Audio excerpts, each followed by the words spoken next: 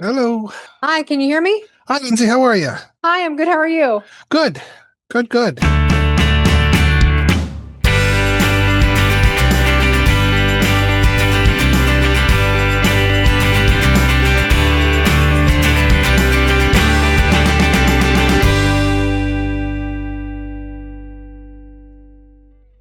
Hey, I was doing a little preparation for tonight, and I was looking at, in our borough, like, what is it here? I mean, I don't want to get too far in the weeds with all that policy stuff, but that's for a different channel.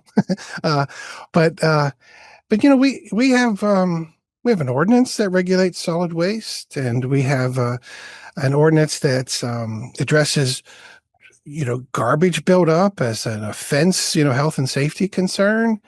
And we have an ordinance that's about prohibiting burning. People used to burn their trash years ago. So yeah, so we have a burning prohibiting the trash burning now, and we also have an ordinance that's about property maintenance, which is also keeping your place tidy and keeping your trash squared away. So we actually have a lot of ordinances that really address this issue of trash in our borough.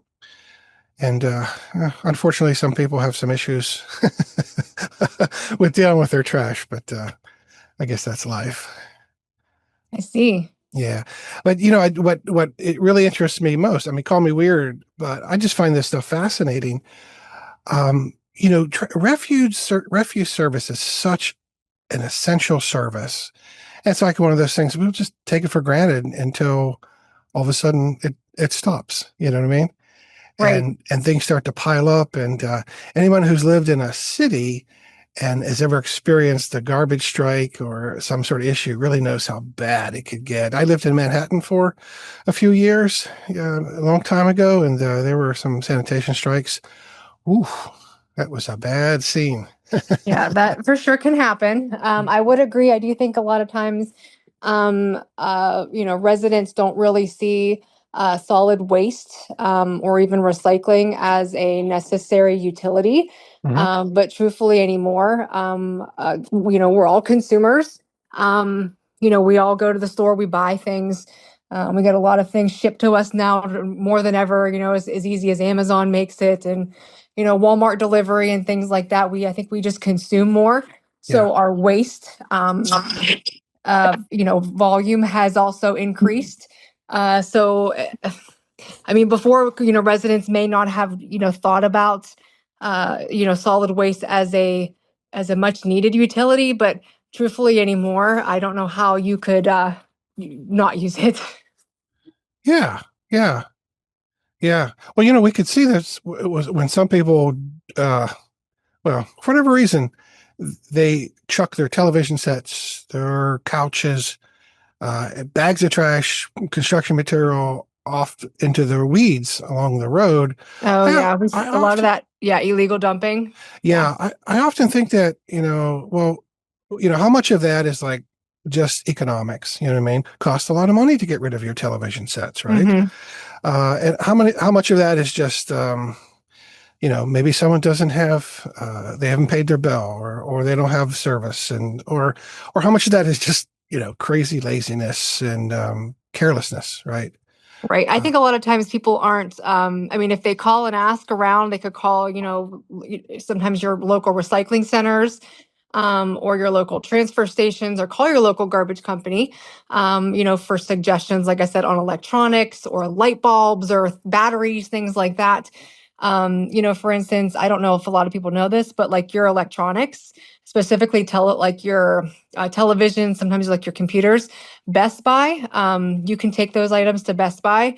You pay a $29 fee, but they also give you a $30 gift card in return. oh, So I feel like at least you're getting something for bringing in those devices that get recycled an appropriate way. And it's not just something that you have to pay a hauler to get rid of. yeah, yeah. Well, there's nothing wrong with sweetening the deal for people, right? Sure. That works. Hey, Matt has joined us here. Is Matt, are you there? Yeah, I apologize. Took me a few minutes here to get connected up. Oh, that's But okay. I thought you were out there hunting elk. no, I'm back now. Okay. That's a heck of a screenshot there. Thank you.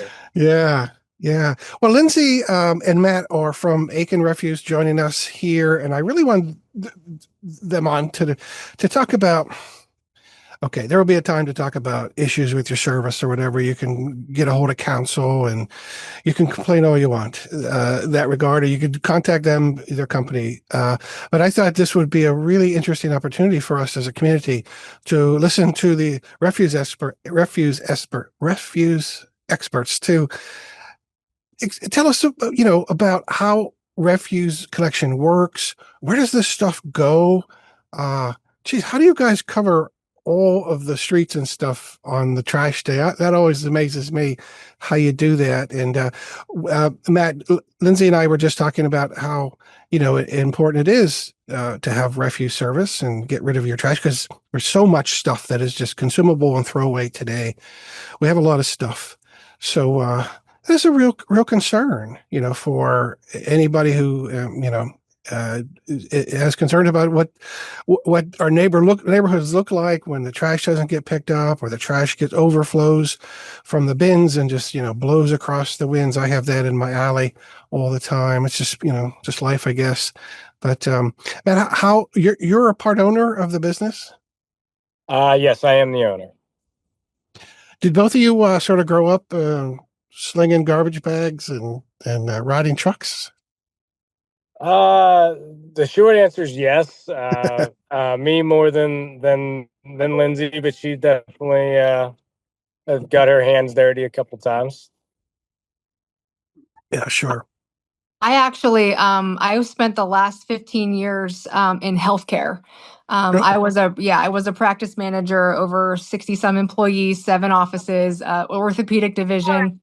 And that's where, as the business grew with our family, we wanted to, kind of make the, process improvements, and, we're adding more employees and staffing and operations and things like that. So, I joined hands with Matt, and we hit the ground running, and we've been growing ever since, you're growing. for sure. Yeah. Wow. I see. I take drives every Sunday and, I'm up north quite a bit. You guys are as far as Hermitage, way up there. Yeah, we just started in Hermitage last summer. We got that contract up there. A lot of growth up in Mercer County here over the last 2 years. Hmm. So yeah, we're pretty heavy in Mercer County, Lawrence County, and Beaver County, and Butler County. Mm-hmm. Wow. Wow. You guys are, you're all over the place. Well, let me ask you, probably the most basic question of all. Where does this trash go? Here, West Mayfield. Okay. So you come on Fridays, your trucks are, all throughout the neighborhoods and you're picking up trash. Where does that go? We have two local landfills. We take them straight to the landfill. Since there's two local here, just over the PA Ohio border. Waste Management has a landfill, Mahoning landfill, and then Republic has a landfill up near it's in Lowellville, Ohio, just a little bit further north, right over the border. Hmm. Those are the two main landfills that we use. So yeah, we collect the stuff and then take it directly there. So you take your trucks come from your garage. I'm assuming it's Wampum near Elwood, your Yep. main complex. So your Yep. trucks go from there. They come all the way here to West Mayfield. You drive all over the community, and you drive all the way to the landfills. Those are good distance away from here. Yep. How many trips do you make? Just for West Mayfield, just one trip. Oh, really? Yep. Yep. We come down with one truck early in the morning, and they, have a couple guys on the back of the truck that are trained really well and do their job really well, and they get the truck loaded up by just before lunchtime, and then they once they got everybody collected, they break off and go straight to the landfill and dump it. My goodness, it's amazing you get so much into a truck. Yeah. They must hold a lot more than it appears, at least from my perspective. What do I know about trash? But wow, that's you have like compactors on those things, right? Yeah. Every time they fill up the back of it and run that blade, it compacts it pretty Mm-hmm. tightly. So like I said, it's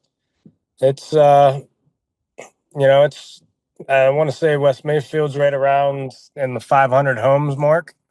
Yeah. And even with an unlimited service that are typically heavier routes, we can still get that all in one load. Wow, that is amazing to me. Jeez. Yep. So what around the holidays you obviously have much more trash, right? Do you have more than one load that goes out of here? Yeah, there's obviously, some times of the year where they might not make it all. They might have to come back and get a little bit that they couldn't fit on the first load. But Mm-hmm. um, I don't know if we really run into that much, on our West Mayfield route. Yeah, We also have trucks in New Brighton and in the Beaver Falls area that could come over and help them if they're not going to make it. right. And that is a very physical, demanding job, right? Absolutely. Jeez, your That's guys. yeah. That's why a lot of communities, they have moved to, the using carts, and where you get the big garbage cans and you put your contents in the can, and then there's a robotic arm that reaches out, kind of like a crab claw on the Yeah, side, and grabs a hold of it and dumps it in the truck because it's getting harder and harder to find those guys and girls that can do the physical demands and deal with all the elements of the weather and rain, heat, snow, you name it, they got to deal with it. oh yeah, no doubt, no doubt. So is that really that type of truck? Is that really gaining traction in your company or all over in general? Oh, for sure.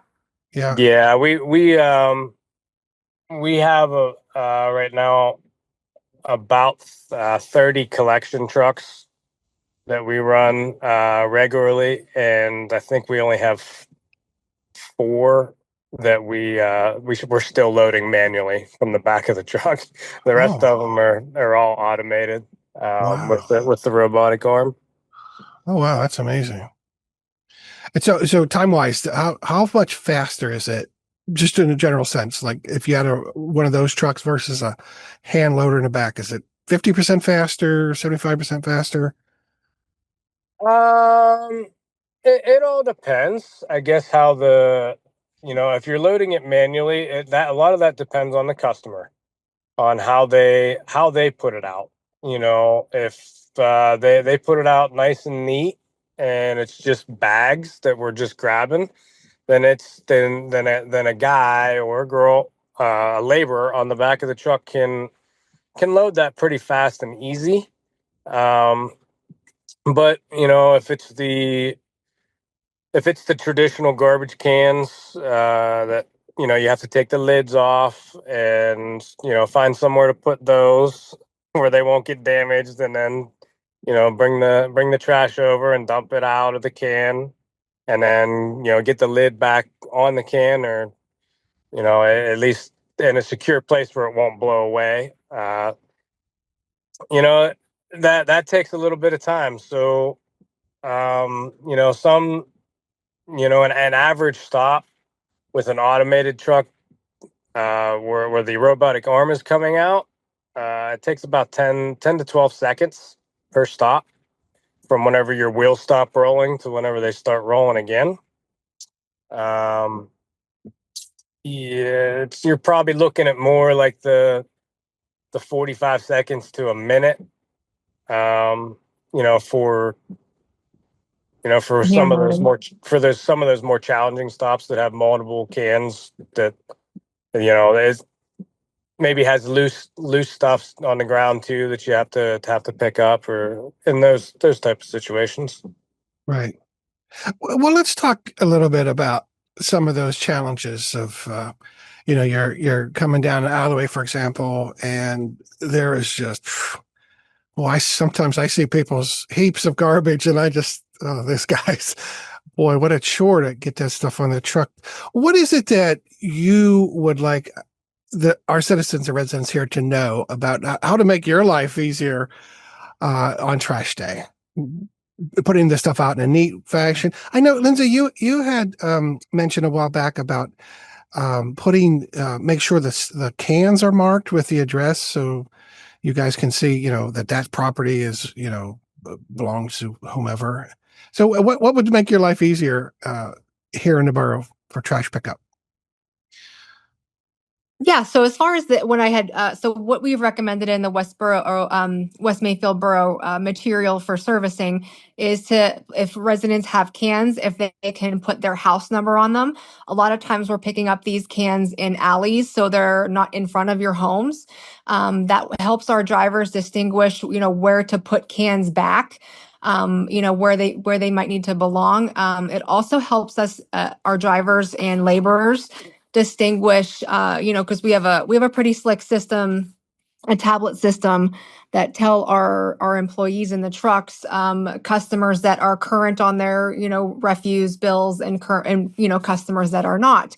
So we always want to make sure we're taking care of our paying customers and that their trash and their items are getting picked up. So it does help us and our drivers to know whose pile belongs to who, so that we can ensure we're servicing those residents and taking care of them.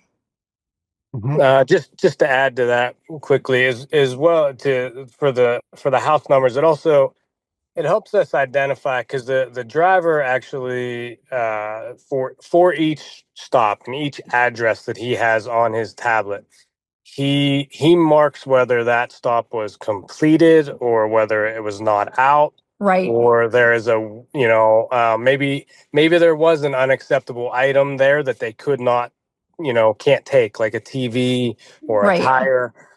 They can report that, right in our system, and it's attached right to the account. So it's just a lot cleaner process if the guys actually know for sure what the house number is and what address, you know where for what the pile of trash belongs or came from. Mm-hmm. Right. Yeah, I can give you an example. We had one where the driver took a picture of automotive parts that were out, along with a resident's trash. So all that information gets sent back into the customer's account, and then our girls and staff in the office then can proactively contact that customer and let them know that this isn't something that you can place out for residential service for your collection, but we can also recommend how to get rid of that as well. Do you find that citizens just basically are aware of things they can toss or not? I mean, for the most part, I mean, it's not like there's a whole long list of unacceptable items. I mean, it's pretty self-explanatory, and I think people do know that, hazardous items cannot go into a landfill. The oils and electronics, there's a proper way to dispose of those items, and that type of waste. uh I mean, I would say on a daily basis, if you had, if you were servicing 500 homes, you might have, one that might have an item that shouldn't be accepted at the landfill. Um, so it's not real common. Mm-hmm. Um, A little while but ago, on one of the Facebook groups in the county here, there was a discussion about where to take televisions and electronics, and someone had said, "Oh, don't worry about it. Just smash up your stuff with a hammer and put it in a bag, and off it goes." Right? And I thought about that, and it's like, Well, I guess that's one way to skirt the law. But if you think about, why there are prohibitions against putting electronics into landfills with the metals and the toxic materials and so forth, that clearly showed me that there are people out there who just don't give a crap. Where's their ethical sense or moral sense around the environment and stuff there? But I imagine, in your business, I imagine people are doing that a lot. Well, I don't know. I guess assume a lot, but they do it, I imagine. Yeah, I mean, unfortunately, we're not going to go through uh, and rip open bags Right, right. to make sure that that's not going on. I mean, there's some of the responsibility, falls on the customer, Hmm. or that resident.